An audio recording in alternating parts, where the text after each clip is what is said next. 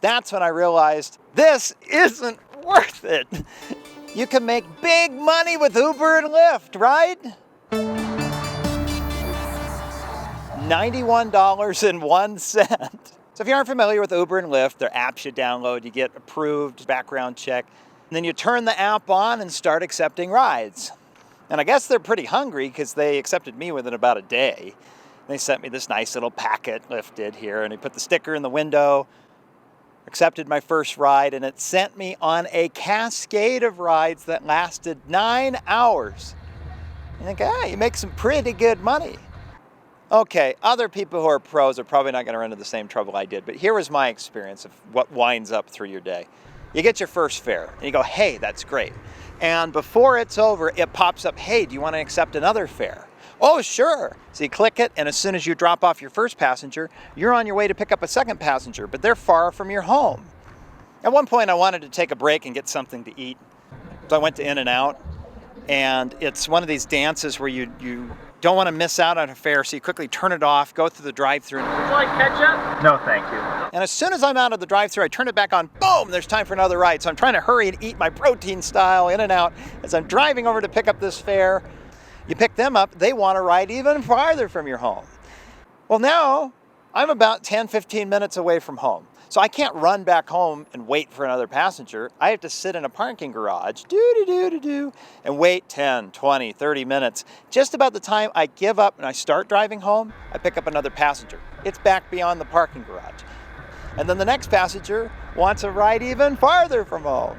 Then I'm waiting another half hour because I'm 30 minutes from home now, and there's a passenger. Oh, it says, but it's an Uber Premium. Oh, well, this must be a lot of money. I get on the freeway, I drive 20 minutes away, I pick up this guy. He's so grateful because nobody wanted to drive all the way out to this town to pick him up. I drive him even farther from home, and I thought, but what was that sweet, sweet fare for that Uber Premium? $7. Yay. And so then I doubled down. I said, hey, I know where the big money is. It's at the airport. If you go to the airport, that's where the money is. You got to go to the airport. So at my own expense, I drove to the airport. And right as I approached the entry to the airport, it said, congratulations, there are 46 people in the queue. What queue? I don't see anybody.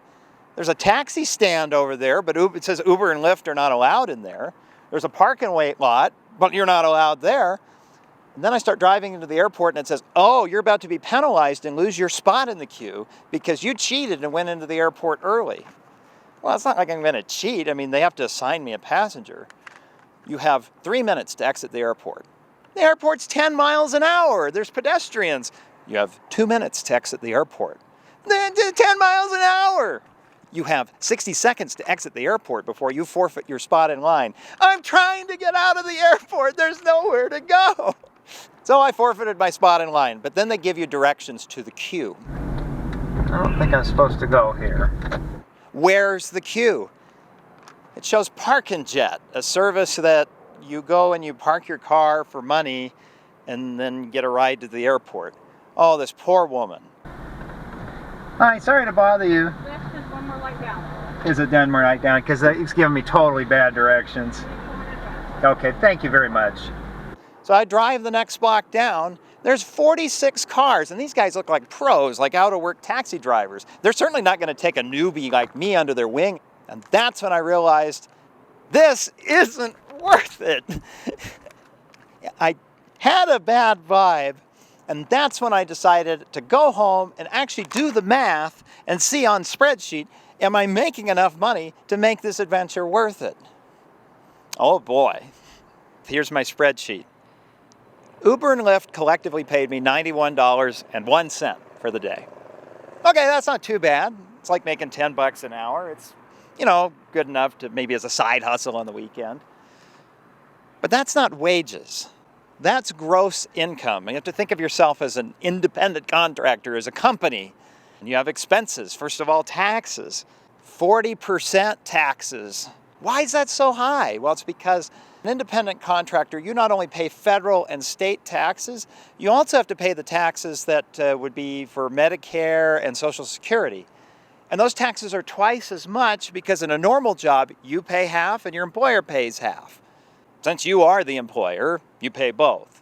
40%. So I subtract that out of my $91.01, and I'm left with $54.60. Yeah, okay, that's not too bad. That's about $6 an hour, a little below minimum wage. Except I ran out of gas. You know, you drive 235 miles in 9 hours. Well, the pump clicked off at 25.38. So now I'm down to 29.21 in net earnings for the day. Hooray! That's $3.25 an hour. That's lower than the waiters and waitresses make at a restaurant. Except that $3.25 an hour included my tips. Now here's the thing most people driving Uber and Lyft don't take into account: the wear and tear on your car. The old rule of thumb is for every dollar you spend on gasoline, you need to set $1 aside for either repairs or money to save up to replace your car. And the math kind of adds up. When I bought my car new, I spent $15,700 before the taxes and the title. This is a free website I've used to track all my fuel expenses, mainly so I could track my gas mileage. And as you look here, you can see I've almost spent that much, and my car is just shy of 200,000 miles. I'm lucky. I have a Honda, and I probably have another 100,000 to go. But somebody driving around in a Escalade doing Uber Black is going to be lucky if they get 200,000 trouble-free miles out of their car. So I don't think that's an unreasonable estimate that for every dollar in gas you spend, you need to set $1 aside for wear and tear. So if we do the same math and subtract another $25 off, that leaves me with net earnings of $3.83 for the day, which comes to 42 cents an hour.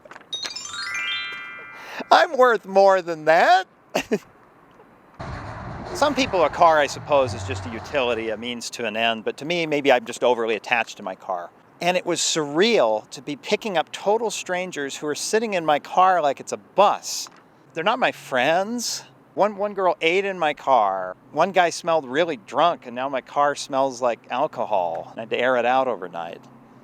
I got an email from Lyft Safety saying I apparently was driving erratically. When you pick up 25 fares, you can't remember any one specific drive. To be anonymously through an app told you're a bad driver, it hurts your feelings. It hurts my feelings anyway. But what sunk in was even worse. I realized I wasn't really being yelled at by this employee from Lyft. I was being yelled at by a software program. My boss was a robot. This robot was telling me, go pick this person up. You drove wrong. You didn't pick up this fare fast enough. And a little bit of dystopia sunk in. And it made me really uncomfortable. I think my takeaway of the day is that Uber and Lyft's business model works great for self-driving cars. 42 cents an hour is no big deal for a piece of hardware to drive around and make money. But I'm a human, I have to eat. I can't live on 42 cents an hour. I can't live on $4.20 an hour. If you don't mind borrowing the equity out of your car to make some money now, maybe Uber and Lyft isn't a bad thing, because you do make about $4 an hour if you don't take into account the wear and tear in your car, and if your car is reasonably fuel efficient like mine is. But I just don't feel comfortable working my butt off and giving strangers a ride in my car to only make $4 an hour, which I'm really just borrowing from my car by wearing it out. All jobs have good days and bad days, and it's possible I just had a bad day. But it's one thing to be patient with a job that's paying $10, $15, or $20 an hour. It's another when the job is paying 42 cents an hour, and for that, then go suck a lemon.